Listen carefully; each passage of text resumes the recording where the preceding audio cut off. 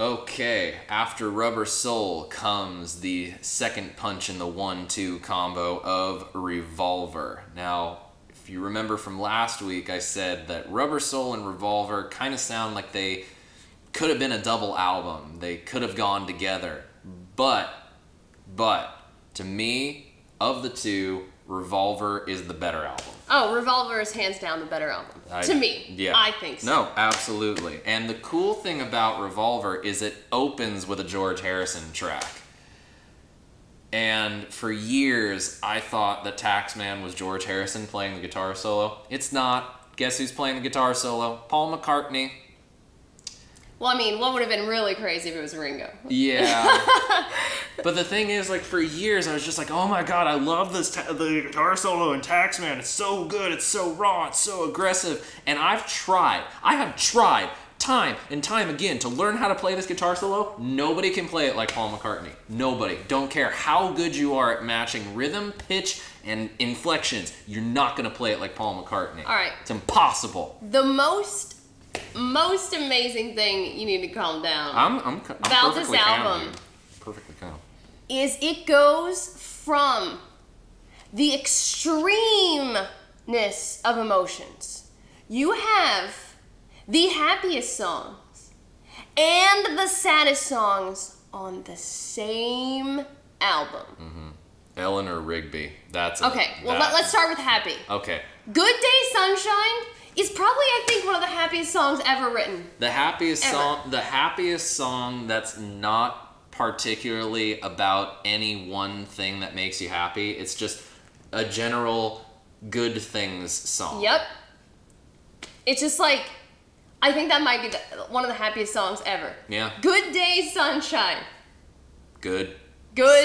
Sun. You know. Like, okay, people talk about that Pharrell song, Happy. This is a real happy song. You don't have to say you're happy 50 times to know that you're happy. This lets you know that you're happy. Does it say the word happy? I feel good. I don't know if it ever... In a special way. I'm in love and it's sunny. I don't know if it ever says happy.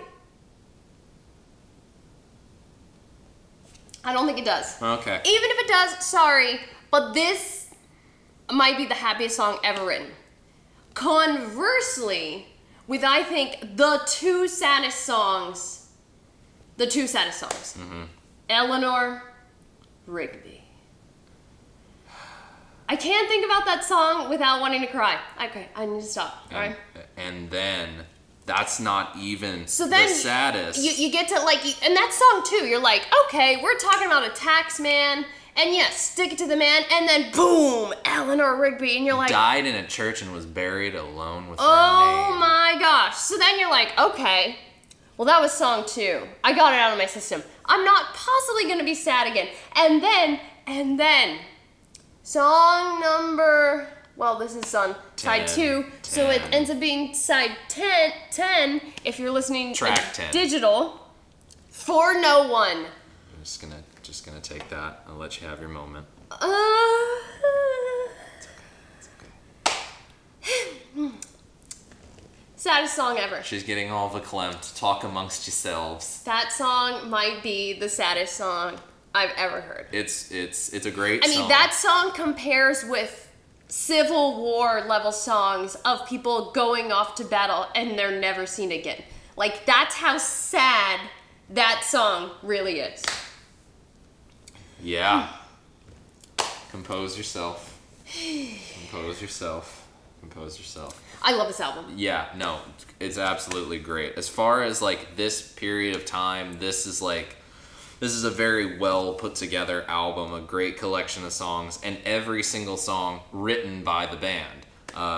George has a credit, Ringo has a credit in Yellow Submarine. Which is an awesome song. Yeah. Okay, yes, everyone looks at just the chorus, but the storyline in the verses is the kind of storyline that you would find in a good country song.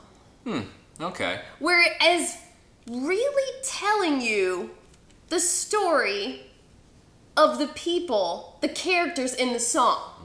I love Yellow Submarine. And the thing that kills me about this particular era is this is around the time that the Beatles decided that they weren't going to be playing live anymore. They were just going to be a band that made records, and the records were going to do the work for them. And it was the Beatles that pioneered the concept of the music video. Now, this center photo in the stereo remastered package is a still from the video shoot that they did for the songs Paperback Writer and Rain, which unfortunately are not on the album and are two of my favorite songs that the Beatles have done. But the thing that always kills me about those videos, and it's like, I don't know the circumstance of which it happened, but I feel bad for Paul because I've experienced this pain and I've experienced this thing before. You probably don't know this, but I have in the past chipped one of my front teeth twice. In the music videos of Rain and Paperback Writer, Paul has got a huge chip out of one of his front teeth. I've experienced that pain, and until you get that fixed and that little cap put on, it is painful to do anything because your nerves are exposed. Oh, it kind of hurts me just thinking about it now. But it's also like,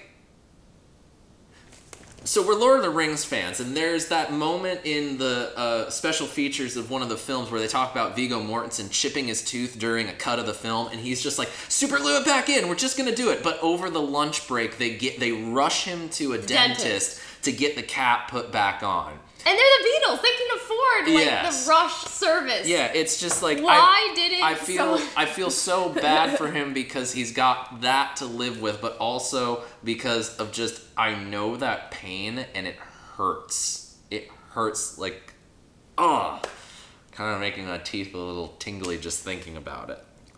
But either way, this was a really interesting time in Beatles history. They were deciding that, you know, the touring days were done. They weren't going to do anymore. They were ready to basically become better at what they had already done. And I think this is a great... This really shows This is a great indication of why they wanted to stop touring and why they wanted to stop playing live, because they, on record, couldn't really hear what they were doing.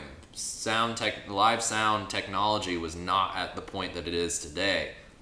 So playing live was very difficult.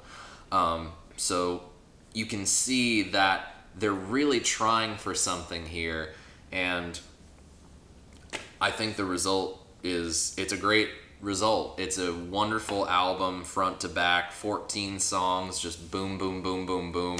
Go pick up the emotional roller coaster that is Revolver. Yes. You will laugh and cry, and it's good.